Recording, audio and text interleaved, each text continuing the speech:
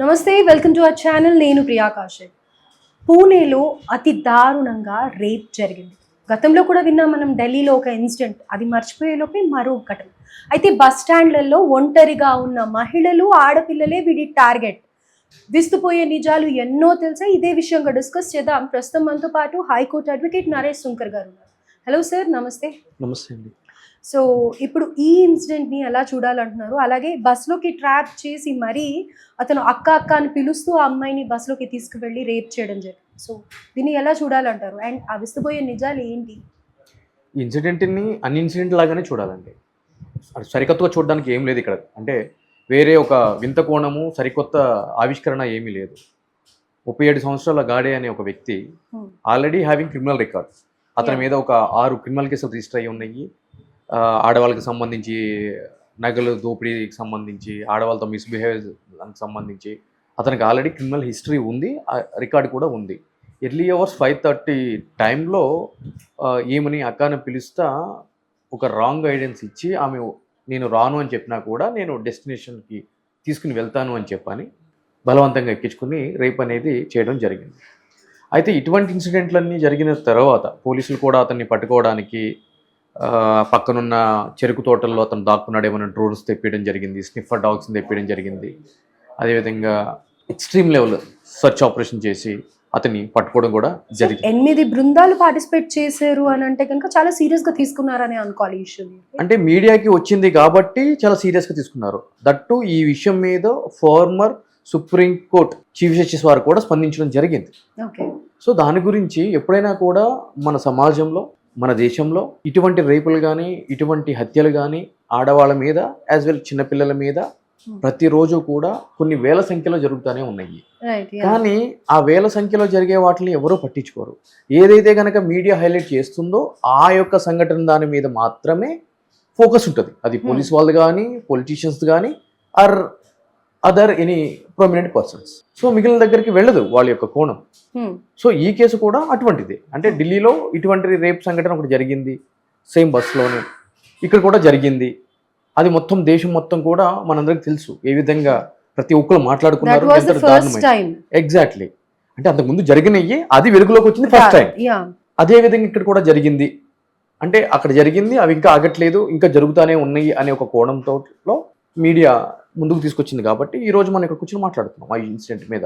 కానీ సార్ ఇక్కడ డౌట్ ఏంటంటే ఆల్రెడీ అతనికి రికార్డ్ ఉంది, లైక్ సమ్ కేసెస్ కూడా ఫైల్ అయి ఉన్నాయి. అలాంటప్పుడు వాడు అంత విచ్చలవిడిగా బయట తిరగడం అనేది ఎలా పాసిబుల్ అవుతుంది? బెయిల్ మీద తిరుగుతున్నాడండి.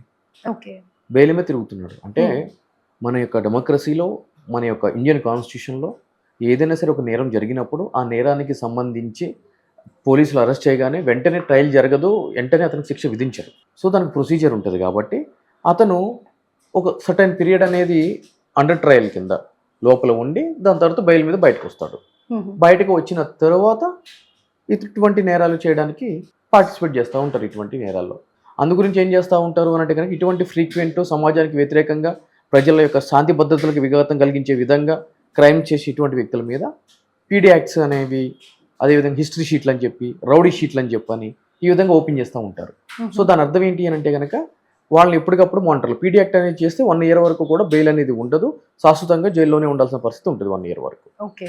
అదేవిధంగా సస్పెక్ట్ షీటు, హిస్టరీ షీటు ఇవన్నీ ఎలా ఉంటాయి అని అంటే కనుక ఏదైనా పండగలు వచ్చినా కూడా, లేదు అంటే ఇటువంటి కార్యక్రమాలు జరిగినా కూడా వాళ్ళ యొక్క యాక్టివిటీ ఏ విధంగా ఉంది ఏంటి అని చెప్పి మానిటర్ చేస్తూ ఉంటారు సంబంధించిన పోలీసు అధికారులు. సో ఇతని మీద అటువంటి షీట్ ఒకటి రిజిస్టర్ అయ్యి ఉన్నా కూడా అతను ఇటువంటి ఘోరానికి పాల్పడ్డాడు అని అంటే కనుక ఇది పూర్తిగా శాంతి భద్రతలను కాపాడాల్సిన పోలీస్ యంత్రాంగం ఏదైతే ఉంటుందో ఆ యంత్రాంగం యొక్క వైఫల్యం అని చెప్పి మనం మాట్లాడుకోవాలి. సో అందు గురించి ఇటువంటి తప్పిదం జరిగింది. సో పోలీసులు మీరు అన్నారు స్టార్టింగ్లో, పోలీసులు కూడా చాలా విస్తృతంగా ఒక 8 బృందాలని దింపి చేస్తున్నాయండి. Prevention is better than cure అండి. రైట్, అతను పట్టుకుంటారు. ఓకే, ఇన్సిడెంట్ జరిగిన తర్వాత అతను ఆమె మాత్రమే ఉన్నారు. రేపు పొద్దున ట్రయల్లో చాలా విపత్కరమైన పరిస్థితి ఉంటుంది. అటువంటిది ప్రూవ్ చేయాలి, అతనికి శిక్ష పడేలాగా చేయాలి అని చెప్పని.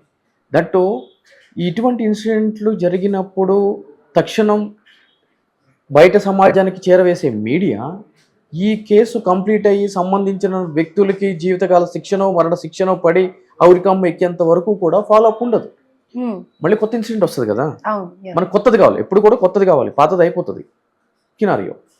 అందు గురించి ఇవన్నీ కూడా ఏం జరుగుతుంది అని అంటే కనుక పెద్దగా దీంట్లో మనము ఎక్కువగా ఆలోచించేసి ఏదో జరిగిపోయింది అనేటువంటి పరిస్థితి లేదు.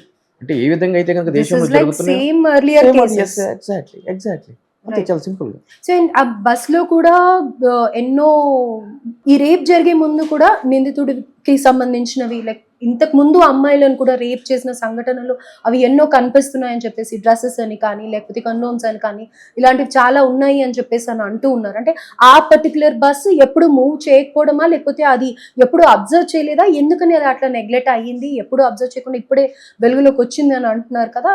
ఆల్రెడీ ఇతనికి కూడా ఆల్రెడీ కేసెస్ ఉన్నాయి. సో ఇలాంటి టైంలో మరి ఎవరు అబ్జర్వ్ చేయకుండా ఇవన్నీ అవుతూనే ఉన్నాయి అని అనుకోవచ్చు అని అంటారా ఆ బస్ స్టాండ్ లో? దురదృష్టకరమైన ఘటన ఏంటి అని అంటే కనుక ఈ యొక్క ఇన్సిడెంట్ జరిగిన స్థలం లోకల్ పోలీస్ స్టేషన్కి 100 మీటర్ల దూరంలో ఉందండి. యా రైట్, అంటే ఎంతటి ధైర్యంగా ఎటువంటి భయం లేకుండా అతను చేస్తున్నాడు అని అంటే కనుక అతని యొక్క నేపథ్యం ఏంటి అని మనం అర్థం చేసుకోవచ్చు. ఓకే.